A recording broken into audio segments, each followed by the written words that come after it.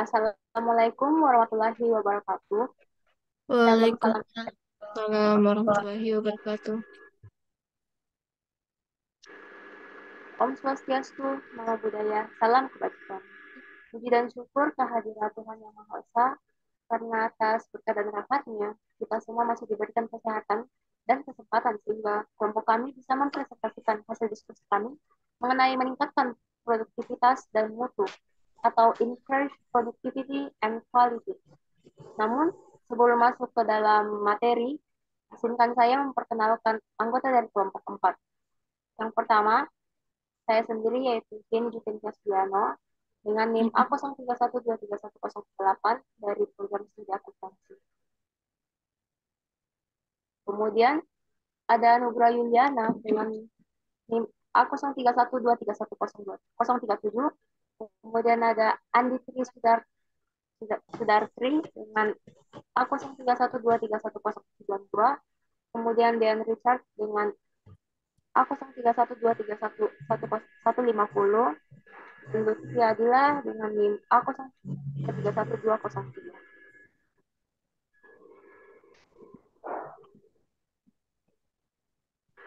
Latar belakang dari materi kami yang membahas meningkatkan produktivitas dan mutu adalah meningkatkan produktivitas dan mutu barang dan jasa merupakan hal yang penting bagi sebuah perusahaan. Hal ini penting karena barang dan jasa yang dihasilkan oleh perusahaan mempengaruhi nilai perusahaan itu sendiri. Yang dimana jika produktivitas dan mutu barang dan jasanya baik, maka nilai perusahaan tersebut tentu saja bagus dan juga sebaliknya. Dan untuk menghasilkan produktivitas dan mutu barang dan jasa yang baik, maka dibutuhkan manajemen produksi ataupun manajemen operasi untuk menjalankan proses produksi. Yang dimana hal ini berkaitan dengan pengelolaan faktor-faktor produksi. Dan yang diharapkan dari manajemen produksi ataupun manajemen operasi adalah bagaimana menghasilkan output yang bermutu, baik yang sesuai dengan permintaan konsumen dan harganya yang terjangkau. Untuk rumusan masalah ada 5. Yang pertama, apa saja sumber daya utama yang digunakan untuk produksi.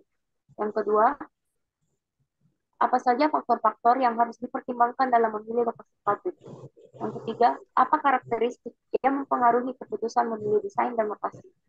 Yang keempat, apa saja tugas-tugas yang terlibat dalam pengendalian produksi. Yang kelima, apa metode-metode yang digunakan untuk meningkatkan efektivitas produksi. Dari rumusan masalah tersebut memiliki tujuan, yang dimana tujuan dari kelompok kami ada 5. Yang pertama, untuk mengetahui sumber daya utama yang digunakan untuk produksi.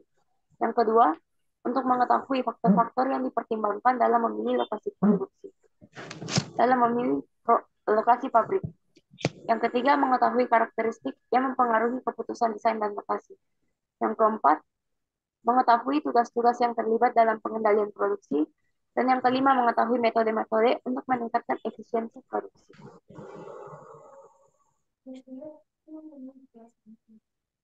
Baik, untuk pemateri pertama saya persilakan. Baik, perkenalkan nama saya Lutfia Adila. Materi pertama yaitu sumber daya yang digunakan untuk proses produksi.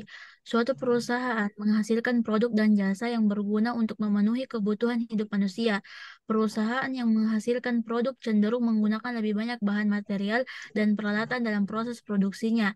Sedangkan perusahaan yang memproduksi jasa seperti perusahaan internet menggunakan lebih banyak karyawan dan teknologi informasi.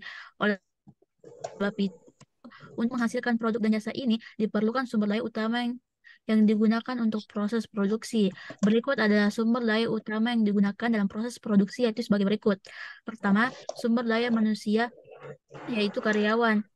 Perusahaan harus mengidentifikasi jenis karyawan yang dibutuhkan untuk produksi. Tenaga kerja terampil diperlukan untuk beberapa bentuk produksi. Namun, tenaga kerja tidak terampil dapat digunakan untuk bentuk produksi lainnya. Biaya operasional yang dikeluarkan untuk mempekerjakan sumber daya manusia yang bergantung pada jumlah karyawan dan tingkat keahlian mereka. Kedua, material atau bahan. Bahan-bahan yang digunakan dalam proses produksi biasanya diubah oleh sumber daya manusia perusahaan menjadi produk akhir. Misalnya, produsen bahan mengandalkan karet, produsen mobil mengandalkan baja, dan investasi tidak eh, dan mengandalkan kertas. Perusahaan jasa seperti agen perjalanan dan penasihat investasi tidak terlalu bergantung pada bahan baku karena mereka tidak terlibat dalam bidang manufaktur. Ketiga, sumber daya lainnya yaitu bangunan, mesin, dan peralatan. Sebuah bangunan diperlukan untuk sebagian besar bentuk produksi yang dimana produsen menggunakan pabrik dan kantor, sedangkan perusahaan jasa menggunakan kantor. Perusahaan dapat memiliki gedung dengan membelinya ataupun menyewa gedung. Menyewa juga memungkinkan perusahaan untuk pindah pada akhir masa sewa tanpa harus menjual bangunan tersebut.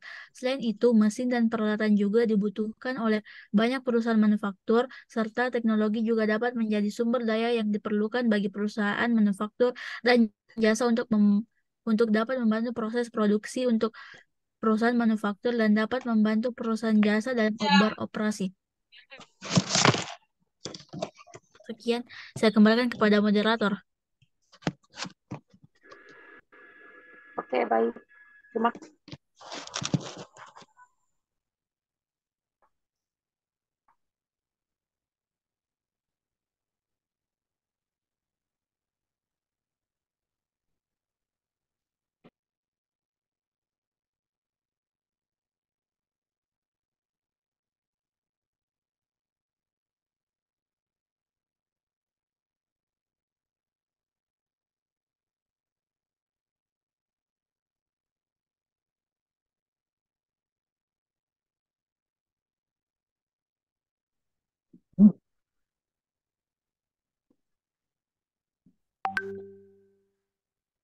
Oke, baik. Terima kasih kepada pemateri pertama yang telah memaparkan materi.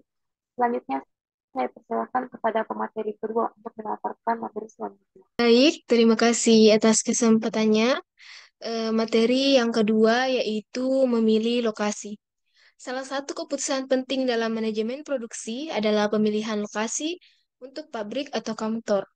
Lokasi dapat secara signifikan mempengaruhi biaya produksi dan selanjutnya kemampuan perusahaan untuk bersaing dengan perusahaan lain. Nah, faktor-faktor yang mempengaruhi lokasi. Yang pertama yaitu biaya ruang kerja.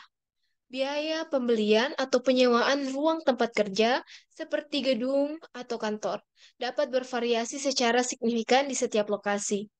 Biaya cenderung tinggi di dekat pusat bisnis, di mana harga tanahnya memang tinggi. Sebagai contoh, tarif sewa kantor umumnya lebih tinggi di negara bagian timur laut daripada di daerah lain. Yang kedua yaitu biaya tenaga kerja.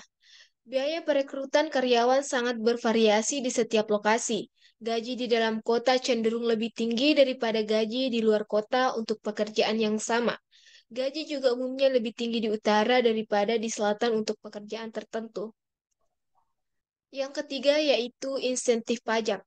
Beberapa pemerintah daerah mungkin bersedia memberikan kredit pajak untuk menarik perusahaan ke daerah mereka. Pemerintah menawarkan insentif ini untuk meningkatkan tingkat lapangan kerja dan memperbaiki kondisi ekonomi di daerah tersebut. Yang keempat, yaitu sumber permintaan. Jika sebuah perusahaan berencana untuk menjual produknya di lokasi tertentu, maka perusahaan tersebut dapat mendirikan pabriknya di sana. Biaya pengangkutan dan pelayanan produk dapat diminimalkan dengan memproduksi di lokasi yang dekat dengan sumber permintaan. Yang kelima, yaitu akses ke transportasi. Ketika perusahaan menjual produk ke seluruh negeri, mereka dapat memilih lokasi yang dekat dengan sumber transportasi utama mereka. Lokasi tersebut juga harus mudah diakses sehingga bahan dapat dikirim ke lokasi tersebut. Beberapa pabrik dan kantor didirikan di dekat jalan raya antar negara bagian, sungai, atau pelabuhan udara karena alasan ini. Yang keenam yaitu pasokan tenaga kerja.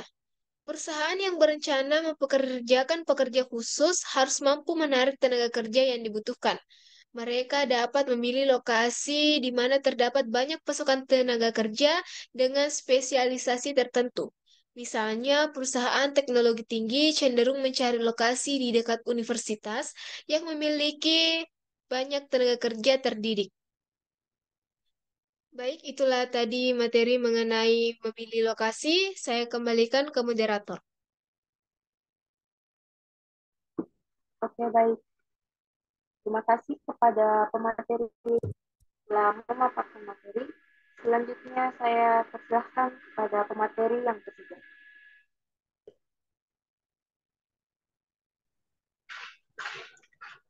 Baik, saya akan melanjutkan materi mengenai karakteristik yang mempengaruhi desain dan tata ruang. Setelah menentukan lokasi, maka langkah selanjutnya adalah menentukan desain dan tata ruangnya. Desain menunjukkan ukuran dan struktur dari pabrik atau kantor. Tata ruang adalah pengaturan mesin dan peralatan dalam pabrik atau kantor tersebut. Ada beberapa karakteristik yang dapat mempengaruhi desain dan tata ruang, yaitu yang pertama, karakteristik lokasi. Lokasi fisik suatu perusahaan memiliki dampak besar pada desain dan tata letaknya. Jika lokasi tersebut berada di area dengan biaya lahan yang tinggi, perusahaan mungkin akan merancang bangunan bertingkat tinggi untuk menghemat lahan yang dibutuhkan. Ini mengarah pada tata letak pabrik atau kantor yang sesuai dengan desain bangunan tersebut. Faktor lain seperti aksesibilitas, ketransportasi dan pasokan bahan juga akan mempengaruhi tata letak. Yang kedua, proses produksi. Jenis proses produksi yang digunakan oleh perusahaan akan sangat mempengaruhi tata letaknya. Misalnya, dalam produksi jalur perakitan, semua langkah produksi harus ditempatkan dalam urutan yang logis dan dekat satu sama lain untuk mengoptimalkan aliran kerja. Ini berbeda dengan tata letak produk, di mana produk mungkin diproduksi sepenuhnya di lokasi yang tetap. Yang ketiga, lini produk. Perusahaan dengan berbagai produk atau layanan harus memperhitungkan variasi ini dalam tata letak mereka.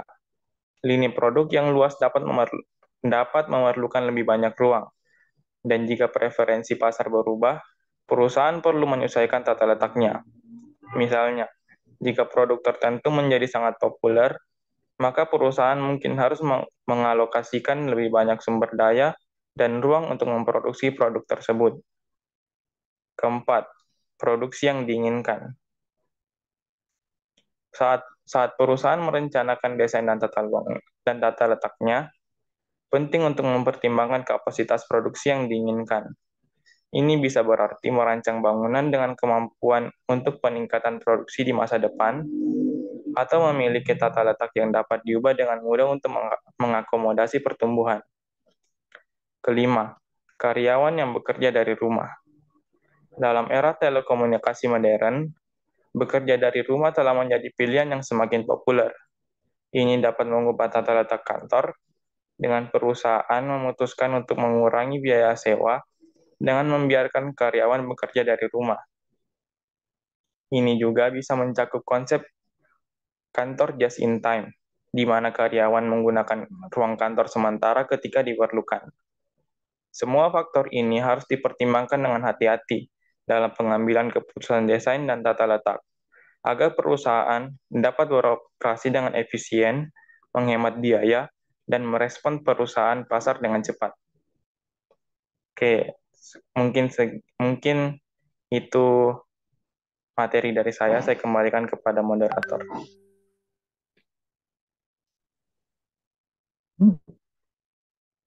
Oke, baik. Terima kasih kepada pemateri yang ketiga yang telah memaparkan materi. Selanjutnya, saya akan membahas materi yang keempat mengenai pengendalian produksi. Setelah pabrik dan desainnya selesai dipilih, maka selanjutnya perusahaan itu akan melakukan pengendalian produksi. Yang pertama, pembelian bahan baku. Dalam melakukan pembelian bahan baku, ada beberapa hal yang harus dilakukan. Yang pertama, memilih pemasok bahan baku. Ketika perusahaan itu memilih pemasok bahan baku, maka perusahaan akan mempertimbangkan berbagai karakteristik, mulai dari harga, kecepatan, mutu, pelayan, dan ketersediaan kredit. Kemudian yang kedua, mendapatkan potongan harga. Perusahaan yang membeli bahan baku dalam jumlah yang besar kepada pemasok bisa jadi memperoleh harga diskon atas bahan baku tersebut sekaligus tetap dapat mempertahankan mutu. Yang ketiga, mendelegasikan produksi kepada pemasok. Perusahaan-perusahaan manufaktur dapat menggunakan outsourcing, yaitu perusahaan membeli bagian-bagian produk dari pemasok dan memproduksi bagian-bagian tersebut. Kemudian yang keempat, pembayaran secara elektronik kepada pemasok. Pembayaran secara elektronik kepada pemasok ini, yang dimana semakin banyak perusahaan yang melakukan pembayaran kepada pemasok secara elektronik dibandingkan dengan pembayaran melalui cek. Hal ini memungkinkan dilakukannya sistem produksi yang lebih efisien. Untuk dapat menggunakan pembayaran secara elektronik ini, perusahaan harus memiliki saldo yang mencukupi dalam rekeningnya. Next. Yang kedua, pengendalian persediaan. Pengendalian persediaan ini merupakan proses pengelolaan persediaan pada tingkat yang akan meminimalkan biaya, di mana pengendalian ini mengharuskan adanya manajemen persediaan bahan baku, persediaan barang dalam proses, persediaan barang jadi, seperti yang dijelaskan sebagai berikut. Yang pertama, pengendalian persediaan bahan baku, yang dimana ketika perusahaan menanggung persediaan bahan baku yang berlebihan, mereka mungkin akan meminjam tambahan berupa tambahan dana untuk mendanai persediaan tersebut ataupun persediaan yang berlebihan ini. Yang dimana biaya pemesanan adalah biaya-biaya yang terkait dengan pemesanan bahan baku. Kemudian yang kedua, pengendalian persediaan barang dalam proses. Perusahaan juga hendaknya mengelola persediaan barang dalam proses, yang berarti persediaan barang-barang setengah jadi. Perusahaan mencoba untuk terhindar dari kekurangan semua jenis persediaan. Yang ketiga, pengendalian persediaan barang jadi. Seiring dengan perusahaan dari waktu ke waktu, maka para manajer perlu memonitor perbedaan antara penawaran-penawaran yang terpasti. Kemudian yang keempat, dampak teknologi pada pengendalian, yang dimana perusahaan dapat menggunakan internet ataupun memanfaatkan internet ini untuk meningkatkan pengendalian persediaannya.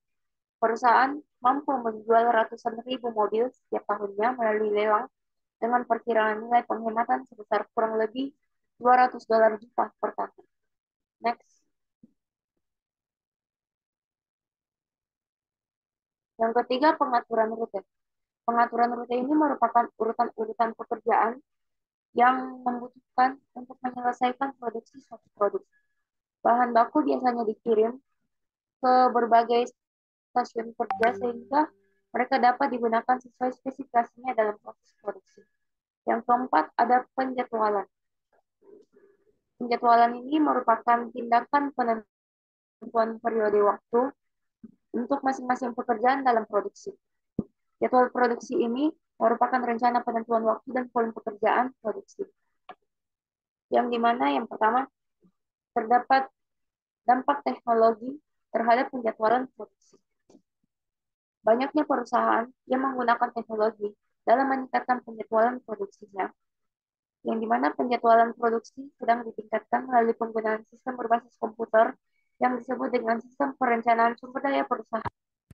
Akan tetapi, sistem ERP atau Enterprise Resource Planning bisa sangat mahal harganya, karena harga tersebut tergantung pada seberapa rumit sistem tersebut dan jumlah pengguna yang akan mengaksesnya.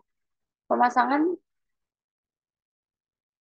sistem tersebut mengharuskan data diformat ulang, dan perombakan sistem jaringan. Yang kedua, ada penjadwalan proyek-proyek khusus. Penjadwalan ini memiliki arti penting, terutama pada proyek-proyek khusus jangka panjang yang harus diselesaikan dalam tenggat waktu tertentu. Jika terdapat banyak pekerjaan yang saling terkait yang harus diselesaikan dalam urutan yang spesifik, maka penjadwalan harus dapat menunjukkan kapan waktu masing-masing pekerjaan ini harus diselesaikan. Yang kelima, ada pengendalian mutu. Pengendalian mutu ini dapat didefinisikan sebagai tingkat sampai sejauh mana produk atau jasa dapat menghubungi keinginan atau harapan para pelanggan. Pengendalian mutu adalah proses memastikan apakah mutu dari suatu produk ataupun jasa telah memenuhi tingkat mutu yang diinginkan dan mengidentifikasikan perbaikan-perbaikan yang perlu dilakukan dalam proses produksi. Pengendalian mutu ini terbagi menjadi 6. Yang pertama ada pengendalian oleh teknologi, yang dimana perusahaan misalnya perusahaan menggunakan komputer untuk menilai mutu. Komputer ini menentukan apakah setiap komponen dari suatu produk telah memenuhi standar mutu yang spesifik. Yang kedua, pengendalian oleh karyawan. Perusahaan juga memanfaatkan karyawan untuk menilai mutu, seperti IBM yang menggunakan lingkaran pengendalian mutu untuk sekelompok karyawan, yang dimana karyawan ini diminta untuk uh, bagaimana menilai karyawan dalam peningkatan. Kemudian yang ketiga, pengendalian melalui pengambilan contoh. Perusahaan dapat menilai mutu melalui pengambilan contoh atau memilih secara acak sebagian produk yang diproduksi dan melakukan pengujian untuk memastikan bahwa produk telah memenuhi standar mutu. Yang keempat, pengendalian melalui pengawasan keluhan. Mutu harus dinilai tidak hanya ketika produk tersebut diproduksi, melainkan juga setelah produk tersebut dijual. Yang keempat, memperbaiki kekurangan. Tujuan dari pengendalian mutu ini adalah tidak hanya untuk mendeteksi kekurangan, namun untuk mendeteksi kekurangan mutu dan untuk diperbaiki ke depannya. Jika terjadi kekurangan, masalah yang terjadi kemungkinan dapat disebabkan oleh salah satu dari beberapa faktor bahan baku yang tidak memenuhi standar ataupun syarat dari pemasok, mutu pekerjaan karyawan yang tidak memenuhi syarat ataupun rusaknya mesin atau peralatan. Dan yang terakhir, para pemegang Malcolm Baldrige National Quality Awards, yang dimana perusahaan-perusahaan yang baru saja memenangkan National Quality Awards menggunakan inovasi untuk meningkatkan mutunya. Sebagai contoh, Cat Financial adalah suatu bisnis yang mendanai pesanan peralatan dari Caterpillar dalam jumlah besar. Oke, baik. Kepada pemateri yang kelima, saya persilahkan. Baik, terima kasih atas moderator yang memberikan kesempatan kepada saya. Di sini saya akan menjelaskan mengenai metode-metode untuk meningkatkan efisiensi produksi. Perusahaan selalu berusaha untuk meningkatkan efisiensi produksinya. Manajer terus mencari cara untuk dapat mengolah sumber daya manusia dan sumber daya lainnya dengan cara untuk meningkatkan efisiensi produksi. Nah, perusahaan dapat meningkatkan efisiensi produksi melalui 3 hal yang akan kami jelaskan dalam presentasi kelompok 4 kali ini. Yang pertama, teknologi. Perusahaan dapat meningkatkan efisiensi produksinya dengan mengadopsi teknologi baru. Mesin baru yang menggabungkan teknologi yang lebih baik dapat melakukan tugas dengan lebih cepat atau efisien. Banyak proses produksi menjadi otomatis, di mana tugas-tugas dapat diselesaikan dengan mesin dengan mengurangkan penggunaan karyawan, karena biaya mesin lebih murah dibandingkan sumber daya manusia, sehingga otomatis dapat meningkatkan efisiensi dan efektivitas produksi. Sudah banyak perusahaan yang telah menggunakan teknologi untuk meningkatkan efektivitas produksi mereka. Kita ambil contoh misalnya Tesla. Nah, Tesla itu merupakan perusahaan mobil listrik, menggunakan teknologi otomatisasi dan robotik dalam pabrik mereka. Mereka menggunakan sistem transportasi otomatis untuk memindahkan komponen mobil di sepanjang jalur produksi dan menggunakan robot untuk melakukan tugas-tugas perakitan yang kompleks. Nah, hal ini membantu meningkatkan efisiensi produksi mereka dan memungkinkan mereka untuk memenuhi permintaan yang banyak. Kemudian yang kedua yaitu mengenai skala ekonomi. Nah, perusahaan juga dapat mengurangi biaya dengan mencapai skala ekonomi yang merefleksikan timbulnya biaya rata-rata yang lebih rendah sebagai akibat dari produksi dengan volume yang lebih besar. Biaya tetap merupakan biaya operasi yang tidak berubah sebagai respon terhadap jumlah produksi yang dihasilkan. Sedangkan variabel merupakan biaya operasi yang bervariasi, berhubungan langsung dengan jumlah produk yang dihasilkan. Misalnya, kita bisa lihat biaya tetap. Biaya tetap itu seperti biaya gaji, sewa, pajak. Sedangkan biaya variabel bisa termasuk biaya produksi. Kemudian, jika output meningkat, biaya variabel pun membesar, sementara biaya tetap selalu konstan. Beberapa perusahaan terus berusaha untuk meraih pangsa pasar yang lebih besar, sehingga mereka dapat mencapai skala ekonomi.